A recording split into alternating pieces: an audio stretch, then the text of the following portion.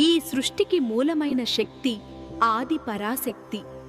ఆమె లేక జీవం లేదు, కాలం లేదు. పార్వతీదేవి ప్రేమ, సహనం, మాతృత్వానికి ప్రతిరూపం. శివుని సహచరిగా లోకానికి శాంతిని ప్రసాదించిన తల్లి.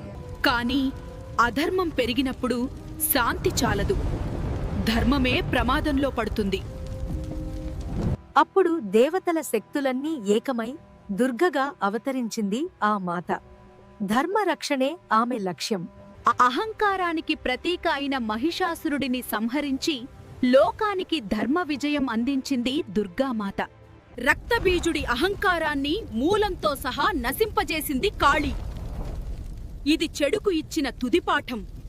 అహంకారం హద్దులు దాటితే కాలమే కాళిగా మారుతుంది.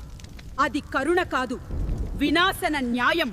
దానవత్వం హద్దులు మీరినప్పుడు ఆ శక్తి చండికగా మారింది.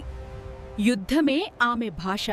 చెండ ముండులను సంహరించి ధర్మానికి మార్గం వేసింది చండిక.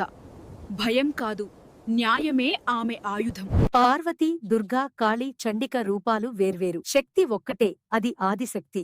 లోక కళ్యాణం కోసం అవతరించిన అమ్మ. యా దేవి సర్వభూతేషు శక్తిరూపేణ సంస్థితా